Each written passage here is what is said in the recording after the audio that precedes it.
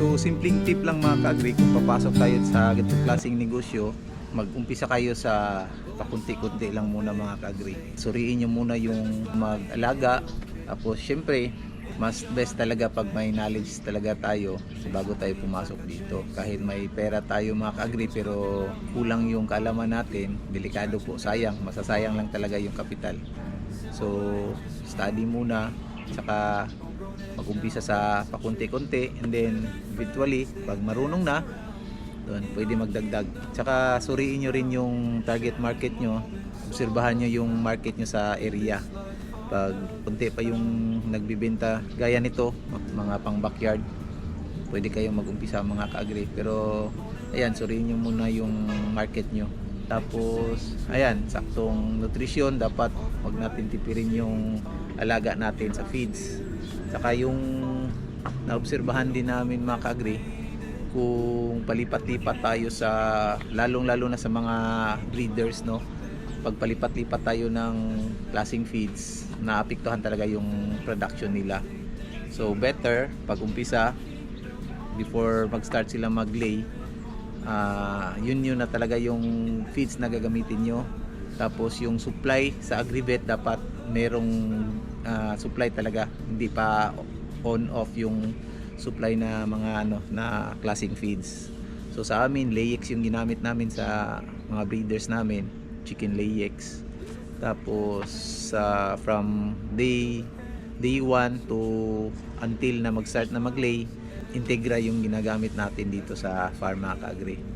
Integra 1, 2, and 3. Tapos ayan, biosecurity, may footbath tayo, nagdi-disinfect tayo weekly. Ayan, kung makikita nyo, walang masyadong, kung may magkasakit man, siguro sa panahon, pero madali lang naman gamutin. So pag may isa na makikita natin na parang matamlay, halos sa isang kulungan o sa isang batch talaga doon, nagbibigay tayo ng Primoxil agad. So parang ganun lang mga ka-agri. Biosecurity, dapat malinis din yung area natin palagi para iwas sa mga langaw. So dito walang langaw, hindi mabaho. So parang ganun.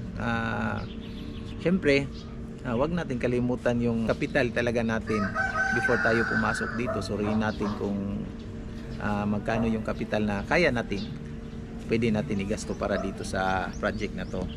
Yung pwede nating pagkakitaan dito mga ka-agri, pwede tayong kumita dito sa pagbibenta ng table eggs, yung brown eggs.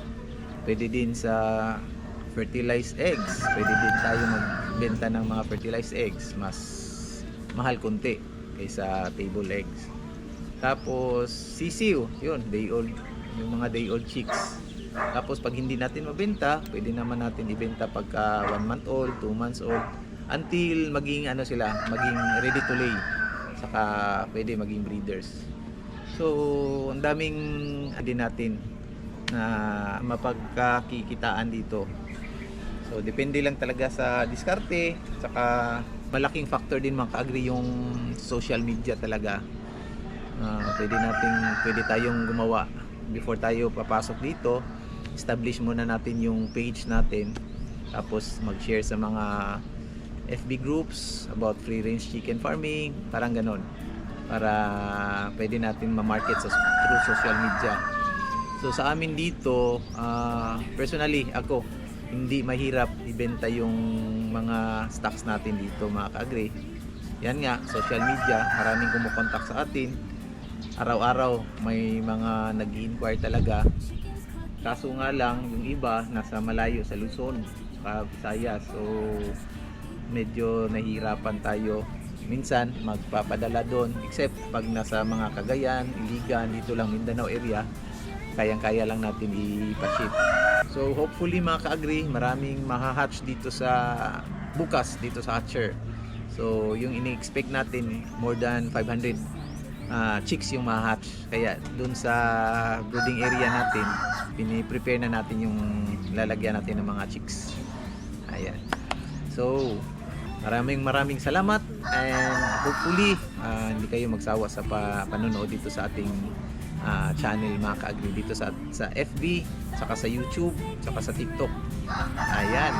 Sa mga hindi pa nakapag-follow at nanonood ngayon, please naman, baka pwede po paki-click po, follow or subscribe. Ayan. Maraming salamat. And God bless po. Happy farming.